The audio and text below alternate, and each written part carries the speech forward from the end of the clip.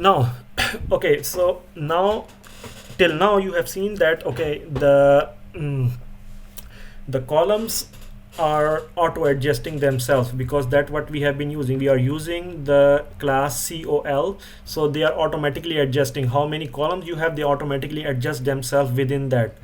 But let's say if you want to have a kind of very specific requirement, you want to define that okay, you have three columns and these columns needs to be adjusted okay, uh, uh, equally on the screen, so three adjust can be done. Or you want one column to be of smaller size compared to the other one. This can be done by specifying how many column this column should span. For example, if you have just call, then it will auto adjust, which we have already seen.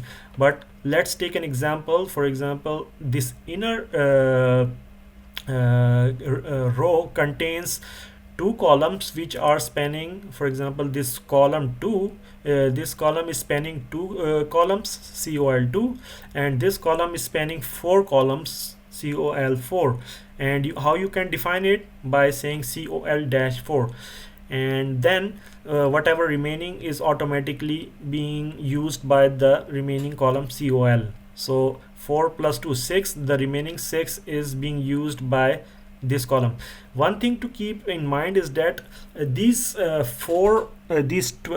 split of screen into a 12 columns is kind of relative. So for example, this container, the outer container, has the whole screen divided into 12 columns. So the first column, this one, is using a kind of 6 columns, and the other column is also using 6 column. But when you create another row inside the column, now you have 12 columns available, or this whole row can be divided into 12 columns. That's what is happening here. So the first column is spanning 2, the last column is spanning 4, and the middle one is automatically spanning 6 of the columns. So you don't have 6 together, but now you have a relative information. And there is another property that you can use, or class that you can use, which allow you to span the column based on the content in it. For example, which is called that auto. So if you define a column with an auto, so it will automatically adjust its width based on the column inside it, based on the content inside it. And yes, and as you can see, there is a small space between the content and the starting of the column, uh, which is what we saw by the gutter width, which is 15 pixel. So you can also define, or if you want, you can also specify a class which I think is called no gutter. So then it will remove this 15 pixel width from both sides, and then the content will kind of touch the boundaries of the column. So this way you can adjust your interface to span, or adjust your columns to span a kind of multiple column, and then this way you can split your columns into the formation or into the configuration that you like them to have. Now, let's go to our example. For example, in our design, or in the page that we wanted to design, we want to have, for example, this area of activity area divided into 3 sections, and then we have another area which we can call it kind of main content area, which is divided into kind of 1/3 and 2/3.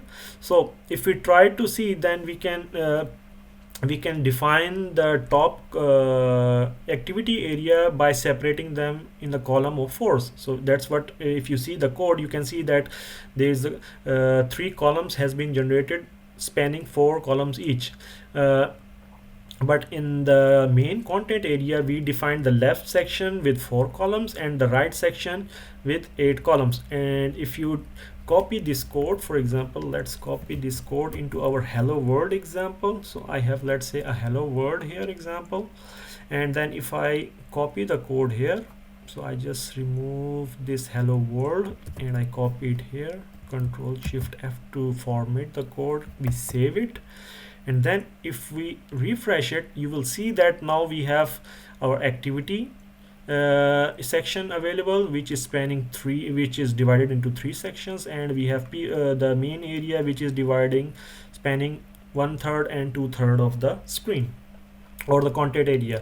Since we are using simple container, that's why it is using it has a fixed width. But if we want to have a kind of fluid, then we can do it by adding container dash LUID, and if we save it, then you will see that our container now, the main container is now spanning the whole screen. Let's go back to this screen.